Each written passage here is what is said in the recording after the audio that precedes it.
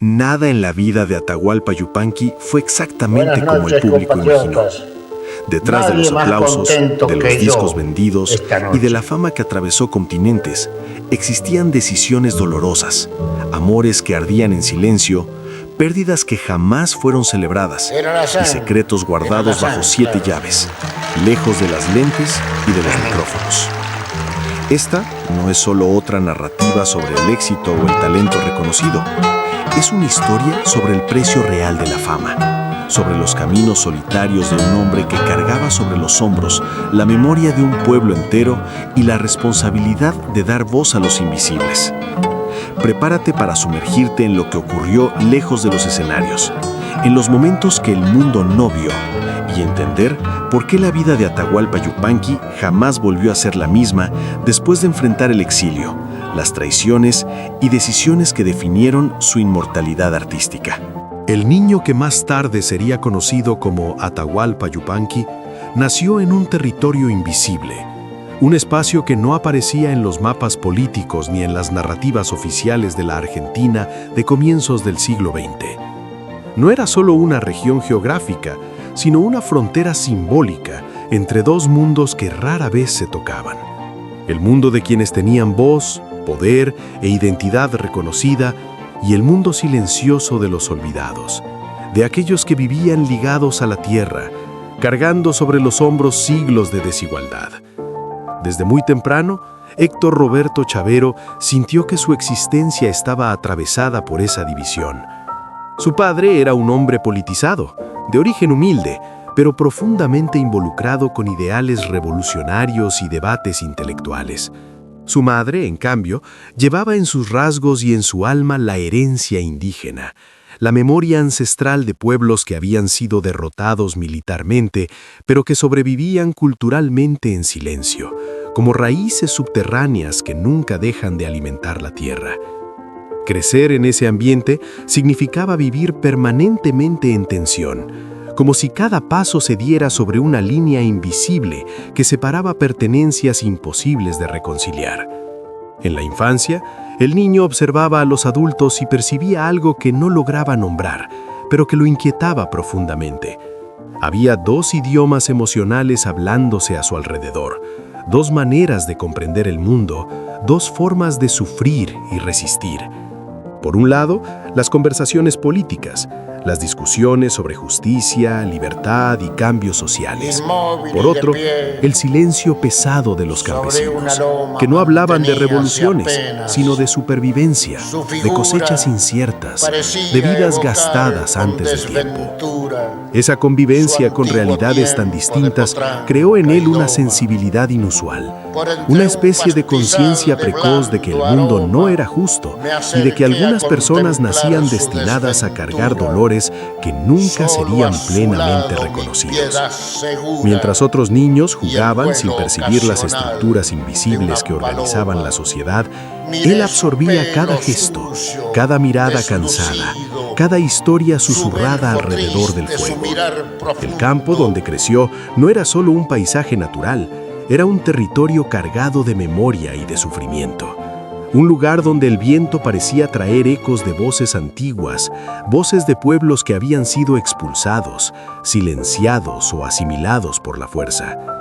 Ese ambiente marcó profundamente su formación emocional, porque allí aprendió que la naturaleza no era solo escenario, sino testigo de la historia humana. Las montañas, los ríos y las llanuras no eran neutrales, guardaban cicatrices invisibles, y esa percepción transformó su manera de mirar el mundo. Al mismo tiempo, su convivencia con su padre lo exponía a otra dimensión de la realidad, la idea de que la injusticia no era inevitable, sino el resultado de sistemas políticos y económicos que podían, al menos en teoría, ser transformados. Esa dualidad entre resignación ancestral y esperanza revolucionaria creó dentro de él un conflicto silencioso que lo acompañaría toda la vida. No lograba aceptar completamente la pasividad frente al dolor, pero también desconfiaba de las promesas grandiosas de cambio rápido. En su interior se formaba una visión trágica y profundamente humana del mundo. La comprensión de que la lucha por la dignidad es constante, lenta y muchas veces solitaria. Ese sentimiento de no pertenencia también se manifestaba en las relaciones sociales. En las ciudades era visto como un joven provinciano, cargando rasgos indígenas que la sociedad urbana con frecuencia asociaba a la inferioridad. En el campo, en cambio, su educación y su contacto con ideas políticas lo convertían en una figura extraña, casi desplazada, alguien que parecía vivir con un pie en otro universo.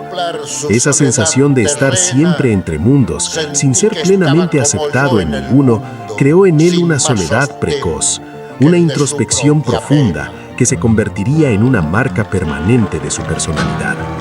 Fue en ese contexto que la guitarra entró en su vida, no como un instrumento de diversión, sino como refugio emocional y medio para traducir experiencias que aún no lograba expresar con palabras comunes. Al tocar, descubrió que podía unir aquello que la realidad mantenía separado, el dolor silencioso del campo y la conciencia crítica heredada de su padre, la memoria indígena y el lenguaje cultural dominante. La guitarra se convirtió, por lo tanto, en un puente entre los dos mundos que lo constituían, un espacio simbólico donde finalmente podía existir sin tener que elegir un lado. Aún muy joven, comenzó a comprender que su identidad no se construiría mediante la negación de uno de sus orígenes, sino mediante la síntesis dolorosa entre ellos. Esa percepción lo llevó años después a adoptar el nombre Atahualpa Yupanqui, una elección que no fue solo estética, sino profundamente política y existencial.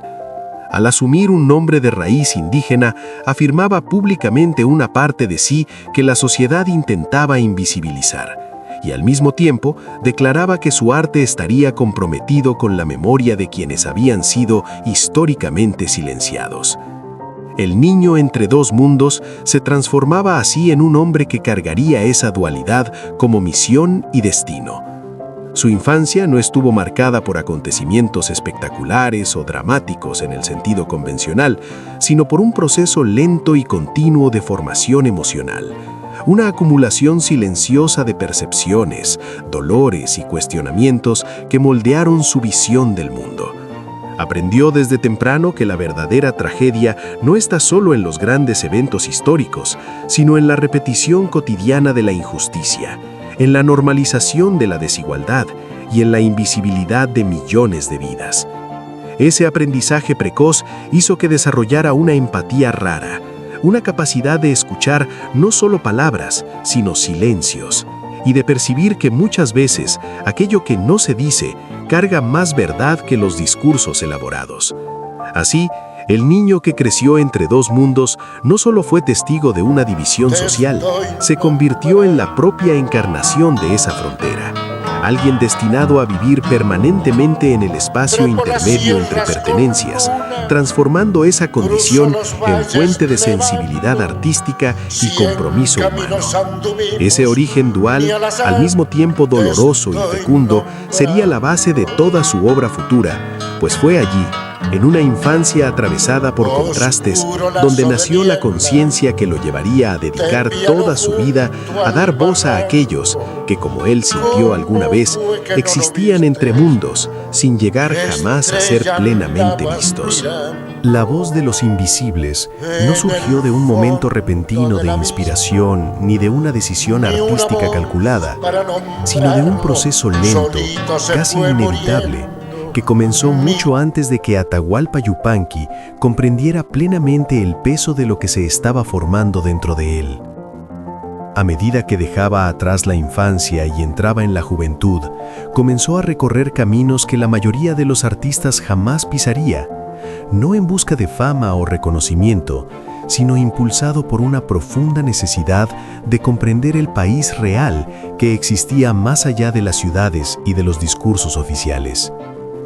Caminaba por senderos polvorientos, atravesaba regiones aisladas, dormía en casas simples hechas de barro y madera y compartía comidas frugales con trabajadores rurales cuyos nombres jamás aparecerían en los libros de historia.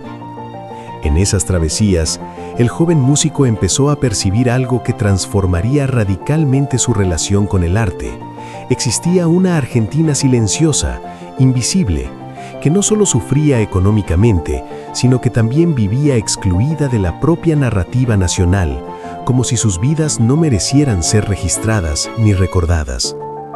Ese contacto directo con la realidad de los campesinos, de los indígenas y de los trabajadores marginados provocó en él una transformación interior profunda, porque comprendió que el dolor social no era abstracto, sino concreto, repetitivo y casi hereditario, transmitido de generación en generación como una cicatriz invisible que se convertía en parte de la identidad colectiva.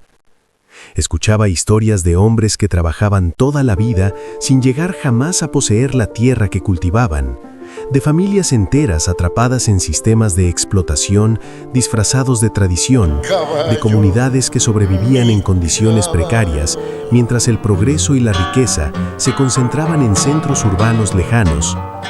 Lo que más lo impactaba, sin embargo, no era solo la pobreza material, sino el silencio impuesto a esas personas, la sensación de que sus dolores no le importaban a nadie, de que sus voces no tenían lugar en los espacios de poder, en la prensa, en la política, ni en la cultura dominante. Ese silencio colectivo comenzó a resonar dentro de él como un llamado inevitable, una especie de responsabilidad moral que no podía ser ignorada. Fue en ese contexto que su música dejó de ser solo una expresión personal y se transformó en una herramienta de testimonio y resistencia, pues comprendió que la guitarra y las palabras podían hacer aquello que ningún discurso político lograba: revelar la humanidad de los invisibles, dar forma emocional a experiencias que permanecían ocultas bajo capas de indiferencia social. Sus composiciones pasaron a reflejar no solo paisajes naturales, sino paisajes humanos marcados por el sufrimiento, la dignidad y la persistencia. Cantaba sobre el hombre que camina solo al amanecer para iniciar una jornada de trabajo que jamás lo liberará, sobre la mujer que carga el peso de la familia mientras el mundo ignora su existencia, sobre la tierra que absorbe el sudor y las lágrimas de generaciones enteras sin devolver jamás justicia.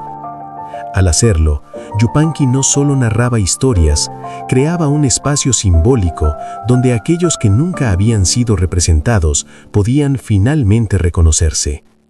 Esa función casi espiritual de su arte se volvió cada vez más evidente a medida que su reputación se expandía entre comunidades rurales, que lo veían no como un artista distante, sino como alguien que compartía sus dolores y comprendía sus realidades.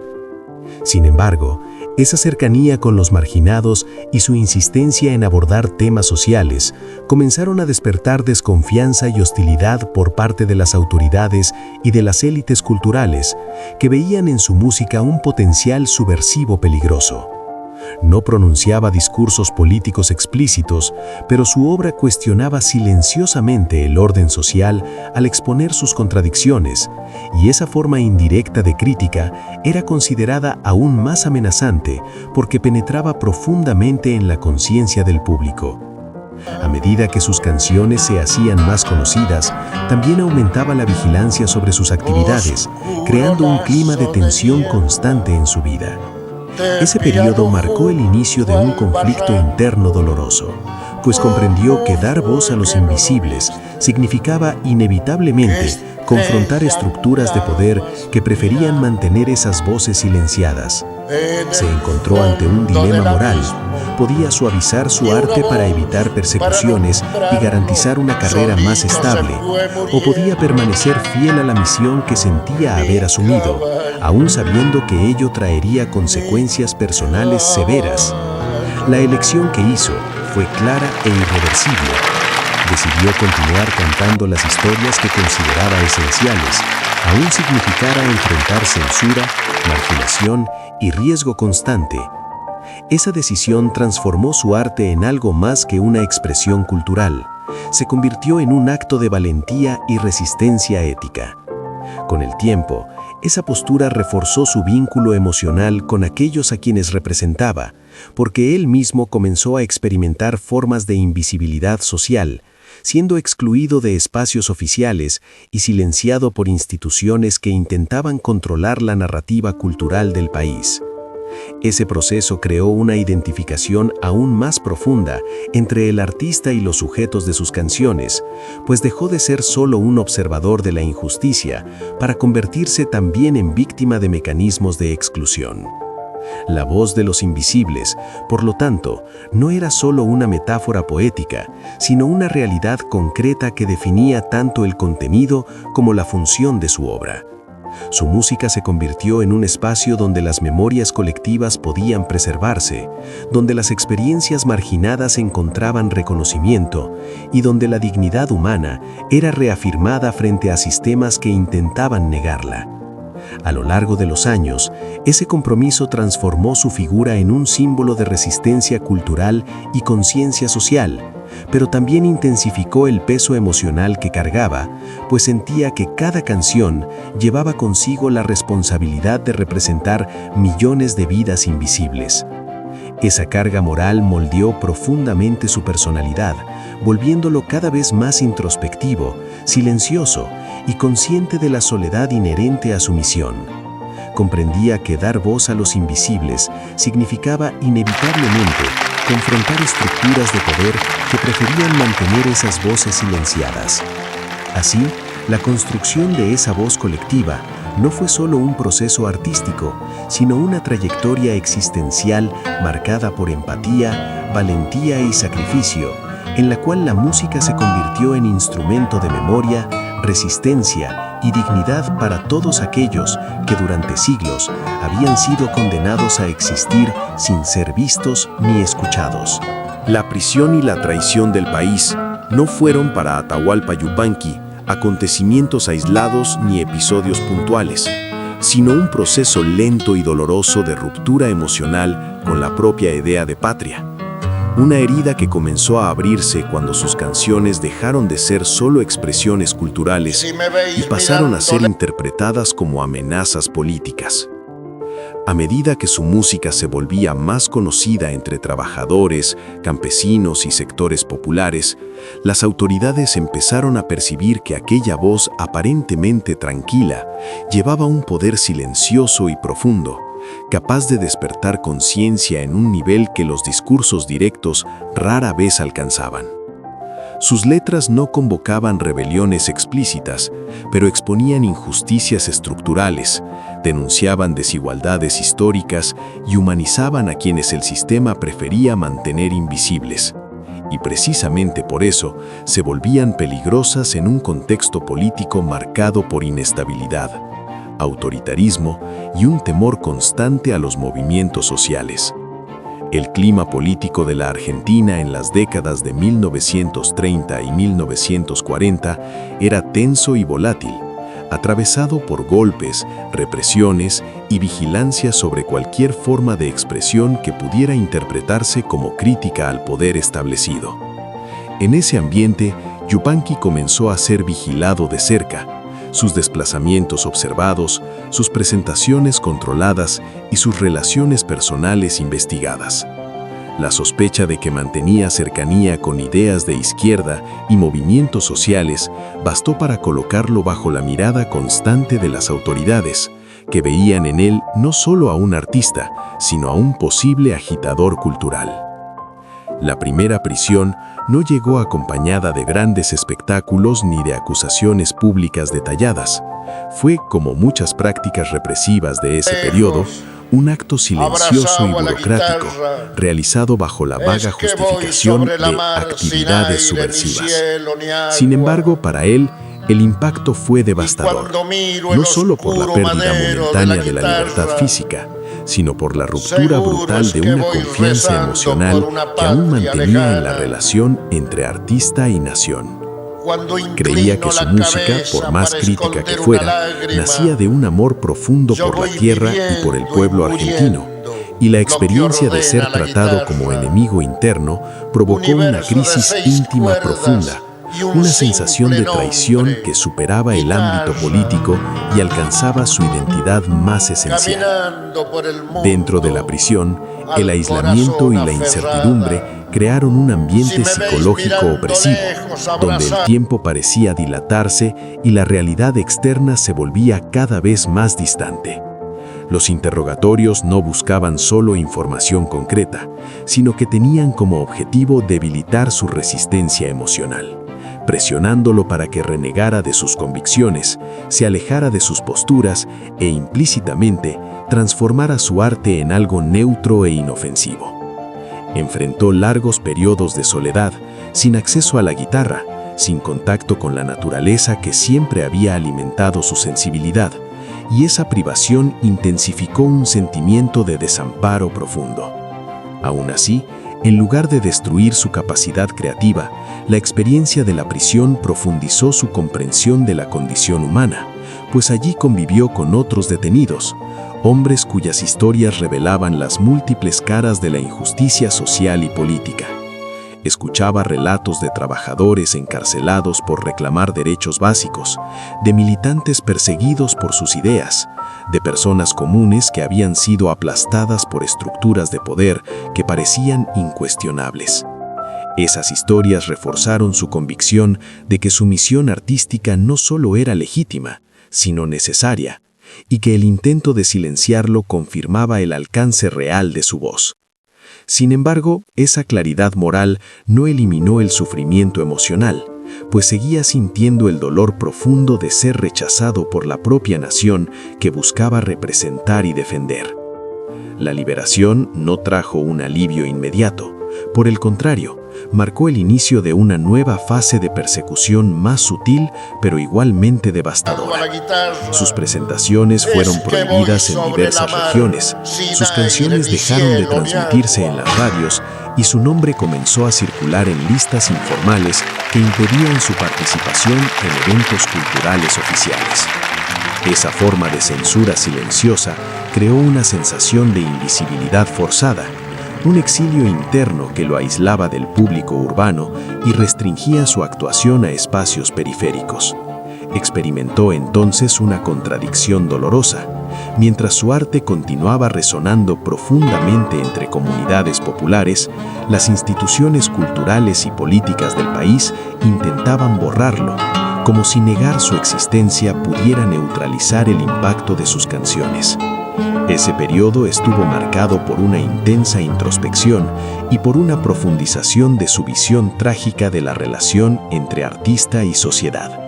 Comenzó a comprender que la patria no era una entidad homogénea, sino un campo de tensiones y disputas, donde distintos grupos luchaban por definir qué voces serían reconocidas y cuáles serían silenciadas. La sensación de traición se transformó gradualmente en una percepción más compleja y amarga. No había sido rechazado por la totalidad del país, sino por estructuras de poder que no necesariamente representaban al pueblo que él amaba. Aún así, esa distinción intelectual no eliminaba el dolor emocional de ver su obra censurada y su libertad amenazada. El conflicto entre amor por la tierra y rechazo institucional se convirtió en una de las fuerzas centrales de su vida interior, alimentando una melancolía persistente que se reflejaría en sus composiciones futuras. Continuó escribiendo y componiendo durante ese periodo, muchas veces en condiciones precarias y bajo constante vigilancia, transformando la experiencia de la prisión y de la persecución en materia poética y musical. Sus canciones comenzaron a cargar una densidad emocional aún mayor, expresando no solo el dolor colectivo de los invisibles, sino también la herida personal de alguien que había experimentado directamente la violencia simbólica y concreta del Estado. La prisión, por lo tanto, no fue solo un episodio represivo, sino un punto de inflexión existencial que redefinió su relación con el arte, con la política y con la propia idea de pertenencia nacional. La traición que sintió no destruyó su vínculo con la tierra, sino que lo volvió más complejo y ambiguo, mezclando amor, tristeza y una conciencia aguda de que la lucha por la justicia cultural y social exige muchas veces enfrentar la incomprensión y la hostilidad del propio lugar que se desea servir.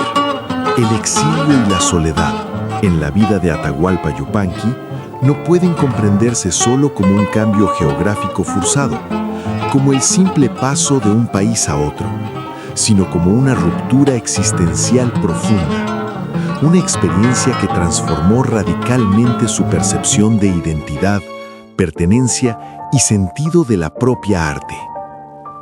Cuando la persecución política y la censura volvieron su permanencia en Argentina prácticamente insostenible, la partida no representó una elección libre, sino una necesidad dolorosa, marcada por una mezcla de alivio y pérdida. Dejaba atrás no solo el territorio físico que había alimentado su sensibilidad, sino también los paisajes emocionales que habían moldeado su visión del mundo. El sonido del viento en las llanuras, el silencio cargado de historias en los rostros de los campesinos, la sensación íntima de conexión con una tierra que, a pesar de haberlo rechazado institucionalmente, continuaba siendo la fuente de su identidad más profunda. La llegada a Europa, especialmente a Francia, trajo un contraste casi surreal con la realidad que había conocido. En París encontró reconocimiento inmediato, interés genuino por su música y un público dispuesto a escuchar con respeto aquello que en su propia patria había sido tratado como subversivo o indeseado. Las salas de concierto, los círculos intelectuales y los ambientes culturales lo acogieron como a un artista singular, una voz auténtica de América Latina que llevaba en sus canciones una dimensión universal de sufrimiento y dignidad humana. Sin embargo, ese reconocimiento externo no logró llenar el vacío interior que lo acompañaba, porque el exilio no era solo una cuestión de distancia física, sino una condición psicológica permanente, una sensación de desarraigo que ningún aplauso podía compensar. Vivía así una contradicción dolorosa.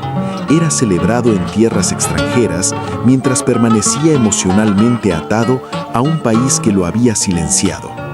Y esa dualidad intensificaba su soledad de forma casi insoportable. La vida cotidiana en el exilio estaba marcada por momentos de aparente normalidad, pero también por una melancolía constante, una conciencia aguda de que su presencia en aquel entorno era resultado de una expulsión indirecta, de una ruptura forzada con el espacio que debería haber sido su lugar natural. Caminando por las calles de París, observaba la arquitectura, los cafés y los vibrantes movimientos culturales, pero sentía que siempre existía una capa invisible de distancia entre él y ese mundo, como si estuviera permanentemente en tránsito, nunca completamente arraigado. Esa sensación se intensificaba por la memoria persistente de los paisajes argentinos, que surgían en su mente como imágenes vívidas y casi dolorosas, recordándole todo aquello que había sido obligado a dejar atrás. La soledad del exilio no era solo la ausencia de compañía, sino la ausencia de pertenencia plena, la percepción de que su identidad estaba indisolublemente ligada a un territorio del cual había sido apartado. En ese contexto, la relación con la música se volvió aún más esencial, pues funcionaba como un vínculo simbólico entre el presente extranjero y el pasado arraigado en la tierra natal. Al tocar la guitarra y cantar, recreaba mentalmente los paisajes y las voces que habían moldeado su arte, transformando el acto musical en una forma de resistencia emocional contra el olvido y la alienación. Fue también en ese periodo cuando su vida personal adquirió una dimensión afectiva crucial con la presencia de Nénette Pépin, pianista francesa que se convertiría en su compañera, colaboradora y apoyo emocional constante. Ella no solo comprendía su música, sino que también percibía la profundidad de su dolor silencioso, ofreciendo un espacio de intimidad y comprensión que aliviaba, aunque solo parcialmente, el peso del exilio. La relación entre ambos representaba un raro equilibrio entre cercanía humana y afinidad artística, permitiendo que Yupanqui encontrara momentos de estabilidad emocional en medio de la incertidumbre constante. Aún así, la presencia del amor no eliminaba por completo la sensación de desplazamiento, porque el vínculo con la tierra natal seguía ejerciendo una fuerza emocional irresistible, una especie de gravedad simbólica que moldeaba sus percepciones y sentimientos. La soledad del exilio también se veía agravada por la conciencia de que su ausencia no era solo física, sino cultural y política, pues mientras se presentaba en escenarios europeos, muchos de aquellos para quienes cantaba en su juventud permanecían invisibles y silenciados en su propia patria.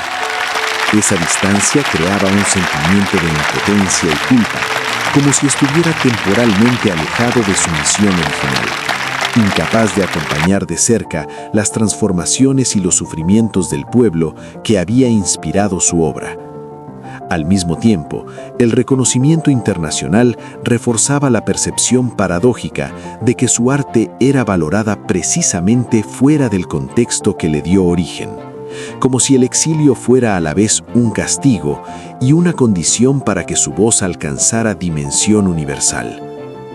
Esa ambigüedad emocional impregnaba su producción artística, volviendo sus canciones aún más introspectivas, cargadas de nostalgia y reflexión sobre la condición humana. El exilio se transformó así en un espacio de maduración interior, donde la soledad funcionaba como catalizador de una comprensión más profunda de la propia existencia.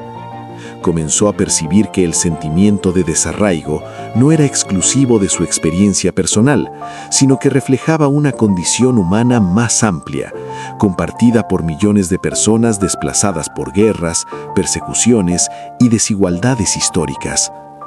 Esa conciencia amplió el alcance simbólico de su obra, permitiendo que sus canciones resonaran no solo como retratos de la realidad latinoamericana, sino como expresiones universales de pérdida, resistencia y búsqueda de pertenencia. La soledad, por lo tanto, no fue solo sufrimiento, sino también fuente de claridad y profundidad emocional, transformándose en un elemento central de su identidad artística. Sin embargo, esa transformación no anulaba el costo psicológico del exilio, pues la nostalgia persistente y la sensación de ruptura con la patria continuaban acompañándolo como sombras silenciosas. Llevaba consigo la conciencia de que, incluso regresando físicamente a Argentina en el futuro, el exilio dejaría marcas permanentes, una cicatriz invisible que alteraría para siempre su relación con el concepto de hogar y pertenencia.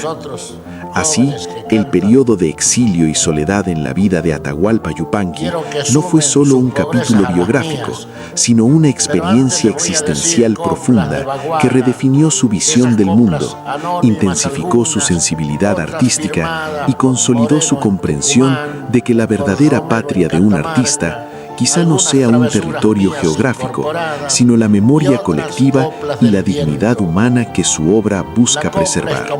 El regreso y la cicatriz eterna en la trayectoria de Atahualpa Yupanqui no representaron un retorno simple a la normalidad, ni la restauración de una relación armoniosa con la tierra, que había sido el centro de su identidad emocional, sino el inicio de una fase marcada por una ambivalencia profunda, donde el reencuentro con la patria trajo consigo tanto reconocimiento como un dolor silencioso que jamás se disiparía por completo. Cuando finalmente pudo volver a Argentina, después de años de exilio y alejamiento forzado, llevaba dentro de sí una expectativa compleja y contradictoria. Por un lado, el intenso deseo de reconectarse con los paisajes, los sonidos y las personas que habían moldeado su sensibilidad artística. Por otro, el temor de confrontar los recuerdos de rechazo, censura y persecución que habían provocado su partida. El retorno físico al territorio no significó, por lo tanto, un retorno emocional pleno, pues la experiencia del exilio había transformado profundamente su percepción de pertenencia, creando una distancia invisible entre él y el país que continuaba amando. Al pisar nuevamente suelo argentino, encontró un escenario diferente al que había dejado, no solo en términos políticos y sociales, sino también en la forma en que su figura era ahora percibida. El tiempo, la distancia y el reconocimiento internacional habían transformado su imagen en algo casi mítico, y muchos comenzaron a verlo como un símbolo cultural, como una especie de emblema de la identidad nacional y de la resistencia artística. Ese reconocimiento público, sin embargo, estaba acompañado por una sensación íntima de extrañamiento, pues sabía que la misma sociedad que ahora lo celebraba había sido, en otro momento, responsable de silenciarlo y marginarlo. Esa contradicción alimentaba una melancolía persistente, una conciencia dolorosa de que el amor colectivo puede ser inestable y condicionado por circunstancias históricas. El reencuentro con los paisajes de la infancia y la juventud intensificó aún más ese conflicto emocional, porque cada lugar cargaba memorias superpuestas de pertenencia y pérdida, de conexión profunda y ruptura traumática. Las llanuras, los caminos rurales, los horizontes amplios que habían inspirado sus primeras canciones permanecían físicamente intactos, pero la relación subjetiva que mantenía con esos espacios había sido irrevocablemente alterada por la experiencia del exilio. Percibía que ya no era el mismo hombre que había partido años antes y que la propia tierra tampoco podía ser vista de la misma manera, pues ahora estaba impregnada por el recuerdo del dolor y del rechazo. Ese sentimiento de transformación irreversible configuraba lo que puede describirse como la cicatriz eterna, una marca psicológica y emocional que no se manifestaba como un sufrimiento constante y explícito, sino como una presencia silenciosa y permanente, una memoria incorporada que influía en su manera de sentir e interpretar el mundo. En el plano artístico, ese periodo se caracterizó por una intensificación de la introspección y por una tonalidad emocional aún más profunda en sus composiciones. Sus canciones comenzaron a reflejar no solo el dolor colectivo de los invisibles y la experiencia del exilio, sino también la complejidad del retorno, la conciencia de que el reencuentro con la patria puede ser tan doloroso como la separación, porque implica confrontar las heridas del pasado y aceptar que algunas rupturas no pueden ser plenamente reparadas. Comprendía que la cicatriz no era solo personal, sino también simbólica, representando la historia de innumerables artistas, intelectuales y ciudadanos que habían sido perseguidos, silenciados o forzados a abandonar sus países en diferentes contextos históricos. Esa percepción ampliaba el alcance de su experiencia individual, transformándola en una metáfora universal de la relación entre individuo y nación, entre amor y rechazo, entre memoria e identidad. Al mismo tiempo, el reconocimiento público que recibió en su regreso creaba una situación paradójica, pues mientras era celebrado como patrimonio cultural y símbolo de autenticidad, continuaba llevando internamente el recuerdo vívido de haber sido tratado como una amenaza. Esa tensión entre la celebración externa y el dolor interno alimentaba una actitud cada vez más reservada y reflexiva, marcada por cierta distancia emocional respecto al mundo público. No rechazaba el reconocimiento, pero tampoco se dejaba absorber completamente por él, manteniendo una postura de observador crítico, consciente de las contradicciones inherentes entre la relación artista y sociedad. La cicatriz eterna se manifestaba también en la forma en que comprendía el tiempo y la memoria, pues sabía que los años perdidos en el exilio no podían recuperarse, que los momentos de creación, convivencia y pertenencia que podrían haberse vivido en la patria habían sido sustituidos por experiencias de desplazamiento y soledad. Esa conciencia temporal reforzaba un sentimiento de irreversibilidad, una percepción de que ciertas pérdidas no pueden compensarse con el reconocimiento posterior. Aún así, el regreso también trajo una forma de reconciliación parcial, no en el sentido de borrar el pasado, sino de integrar sus diferentes dimensiones en una narrativa más compleja y madura.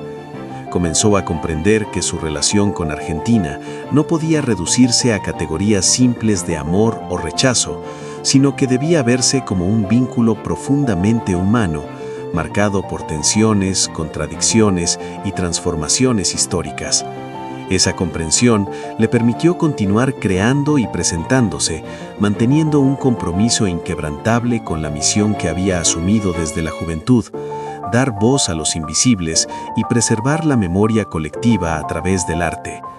La cicatriz, por lo tanto, no fue solo señal de dolor, sino también fuente de sabiduría y profundidad emocional, transformándose en un elemento constitutivo de su identidad artística y humana.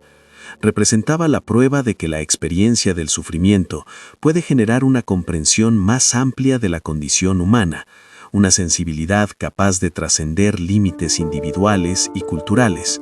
Así, el regreso de Atahualpa Yupanqui no fue un cierre definitivo de ciclo, sino la apertura de una nueva fase existencial, donde la convivencia con la cicatriz eterna se convirtió en parte inseparable de su forma de estar en el mundo, influyendo en su arte, su visión de patria y su comprensión de la complejidad de las relaciones entre memoria, identidad y pertenencia. El precio de la inmortalidad en la vida de Atahualpa Yupanqui no se manifestó como un triunfo luminoso ni como una consagración sin sombras, sino como un proceso silencioso y complejo, marcado por pérdidas íntimas, aislamiento emocional y una conciencia cada vez más profunda de que la permanencia simbólica en la memoria colectiva frecuentemente exige un sacrificio personal que pocos logran comprender plenamente.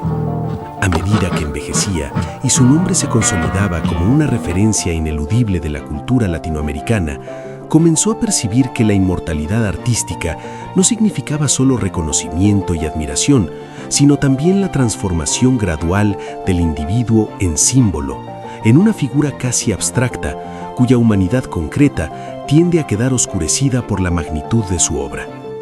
Este proceso de simbolización creaba una distancia invisible entre el hombre real y la imagen pública que se formaba de él, generando una sensación paradójica de presencia y ausencia simultáneas. Estaba cada vez más presente en la memoria colectiva, en las canciones que atravesaban generaciones, en las interpretaciones y homenajes que se multiplicaban, pero al mismo tiempo se sentía progresivamente alejado de su propia experiencia cotidiana, como si su identidad personal estuviera siendo absorbida por una narrativa mayor que él mismo. Este fenómeno producía una forma peculiar de soledad, diferente de aquella vivida en el exilio físico, pero igualmente profunda, pues se trataba de una soledad simbólica, la percepción de que pocos lograban ver al ser humano detrás del mito. Comprendía que el público lo veía como una figura casi mítica, un guardián de la tradición, una voz ancestral que parecía existir fuera del tiempo histórico, y esa percepción, aunque halagadora, también cargaba un peso emocional significativo, porque implicaba una expectativa constante de coherencia, dignidad e integridad que dejaba poco espacio para las fragilidades humanas comunes. La inmortalidad artística, en este sentido, funcionaba como una forma de responsabilidad permanente, una obligación moral de permanecer fiel a los valores y a la misión que habían definido su trayectoria, incluso cuando el desgaste físico, las pérdidas personales y el cansancio emocional volvían esa tarea cada vez más difícil.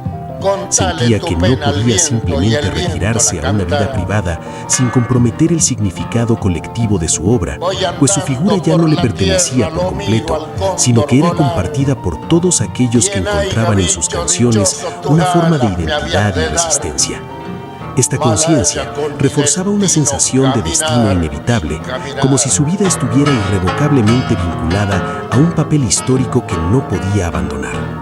Al mismo tiempo, la inmortalidad artística también implicaba una relación compleja con el tiempo, pues percibía que su obra continuaría existiendo e influyendo en generaciones mucho más allá de su presencia física, creando una especie de desdoblamiento temporal que trascendía la experiencia individual.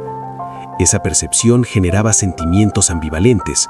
Por un lado, la profunda satisfacción de saber que su arte permanecería viva y significativa. Por otro, la melancolía de reconocer que la continuidad simbólica no podría compensar las pérdidas concretas acumuladas a lo largo de la vida, como los años de exilio, las oportunidades perdidas y las relaciones afectivas debilitadas por las exigencias de su misión artística. La inmortalidad, por lo tanto, no anulaba el sufrimiento pasado, sino que lo incorporaba como parte integrante del legado, transformando cada cicatriz personal en un elemento constitutivo de la memoria colectiva. En los últimos años de su vida, esta conciencia se volvió aún más intensa, pues el envejecimiento físico y la cercanía de la muerte ampliaban su reflexión sobre el significado del tiempo, la memoria y la permanencia. Observaba con serenidad y lucidez el hecho de que su existencia individual se aproximaba al final, mientras su obra continuaba expandiéndose y resonando en diversos contextos culturales, creando una sensación de continuidad que superaba los límites biográficos. Esta perspectiva no eliminaba la dimensión trágica de la condición humana, sino que la integraba en una visión más amplia, donde el arte funcionaba como un puente entre la finitud individual y la permanencia simbólica. El precio de esa inmortalidad, sin embargo, residía precisamente en esa disociación entre el hombre y el mito, entre la experiencia personal concreta y la imagen pública idealizada. Sabía que la posteridad tendería a simplificar su trayectoria, destacando logros y borrando contradicciones, transformando una vida compleja y marcada por conflictos en una narrativa más lineal y heroica. Esa simplificación inevitable generaba cierta inquietud, pues comprendía que la verdadera esencia de su experiencia no estaba solo en los momentos de reconocimiento, sino también en las dudas, las angustias y las ambigüedades que habían moldeado su visión del mundo. Aún así, aceptaba esa dinámica como parte del destino de todo gran artista, reconociendo que la inmortalidad cultural implica necesariamente una transformación de la vida individual en símbolo colectivo. Al final de su trayectoria, el precio pagado por esa inmortalidad no se medía solo en términos de sufrimiento o sacrificio, sino también en términos de responsabilidad histórica y compromiso ético, pues había dedicado su existencia a preservar la dignidad y la memoria de aquellos que permanecían invisibles. Su permanencia simbólica, por lo tanto, no representaba solo un triunfo personal, sino la continuidad de una misión que trascendía su propia vida, asegurando que las voces que ayudó a revelar jamás volvieran al silencio absoluto. Así, el precio de la inmortalidad en su trayectoria no fue simplemente el aislamiento o la pérdida de privacidad, sino la entrega total de sí mismo a una causa mayor, la aceptación consciente de que su vida individual sería inseparable de una responsabilidad colectiva que perduraría mucho más allá de su existencia física, transformándolo al mismo tiempo en hombre y símbolo, en individuo finito y voz eterna de la memoria humana. Después de conocer esta trayectoria, Atahualpa Yupanqui deja de ser solo un ídolo, deja de ser únicamente el nombre grabado en discos antiguos o la figura silenciosa de sombrero y guitarra eternizada en fotografías en blanco y negro. Lo que permanece, cuando el mito se disuelve, es algo mucho más profundo e inquietante. La historia de un hombre que cargó sobre los hombros el peso de representar a aquellos que nadie quería escuchar. El brillo tenía un precio, y fue alto. Demasiado alto para caber en los aplausos, demasiado alto para ser contado solo como éxito. Cada canción que atravesó generaciones nació de una herida, de un exilio, de una pérdida silenciosa que el mundo rara vez percibió.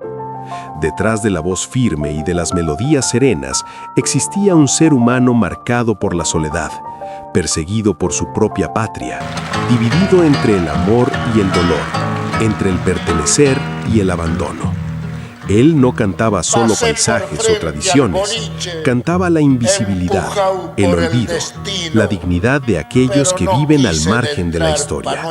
Y tal vez por eso su música nunca envejece, porque no pertenece solo al pasado, sino a todas las épocas en las que todavía existan voces silenciadas.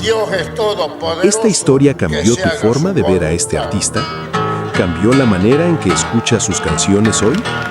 Tal vez la pregunta más perturbadora no sea quién fue Yupanqui, sino cuántas voces como la suya aún permanecen invisibles en el mundo actual. Cuéntanos en los comentarios qué fue lo que más te impactó de esta trayectoria. Y si crees que historias como esta no pueden desaparecer en el silencio del tiempo, deja tu like y suscríbete al canal, porque eso es lo que nos permite seguir sacando a la luz vidas extraordinarias que casi nadie contó.